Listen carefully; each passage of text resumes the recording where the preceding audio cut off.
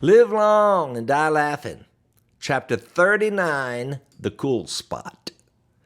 My 5-year-old nephew dipped his cookie in his milk and proudly announced to the entire room of relatives, "I have a wonderful life, don't I?"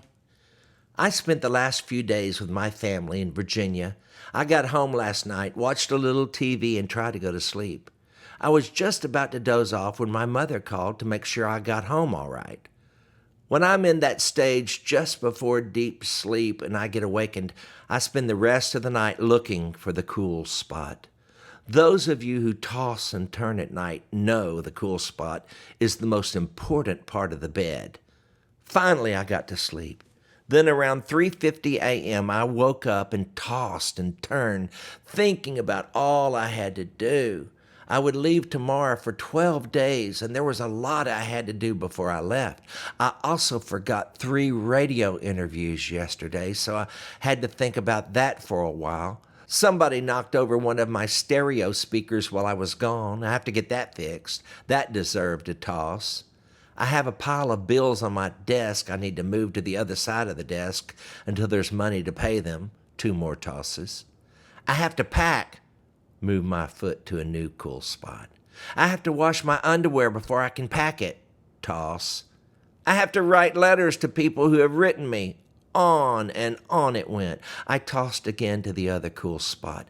I decided I am never going to move from this spot for the rest of my life. I tossed enough.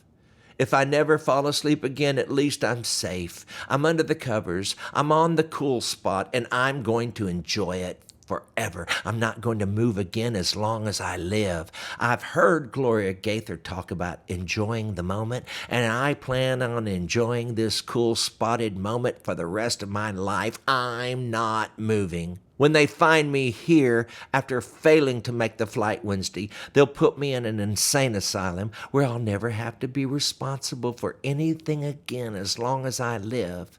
There's just too much to do in one day.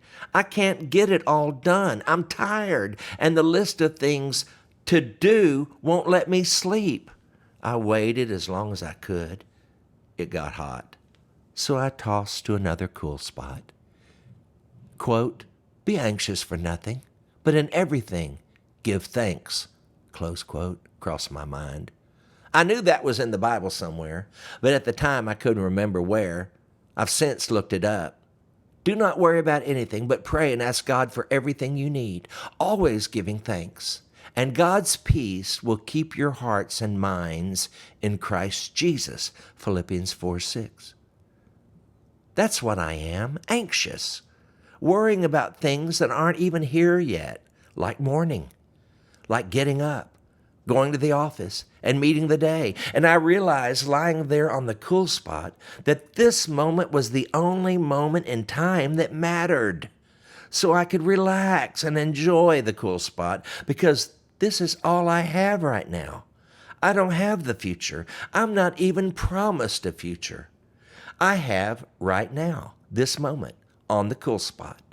God has not promised us tomorrow. In fact, I don't even have to give God tomorrow. I can't give to God something I don't have. All I can give him is this moment, this day, this heartbeat. I don't have to lie awake worrying about my past because it's under the blood. And Jesus will never remind me of what's under the blood. And I don't have to worry about the future. It's under his control. So when the accuser comes around holding up my past, I know it's not the Lord.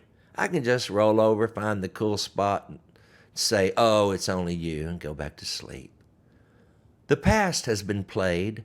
The future may not even show up. And it would be a shame to waste a second on the cool spot of the bed worrying about something that may never happen, like having to get up in a couple of hours. So the next time I'm lying on the cool spot worrying about tomorrow, I'll just remember what my nephew said. I have a wonderful life, don't I?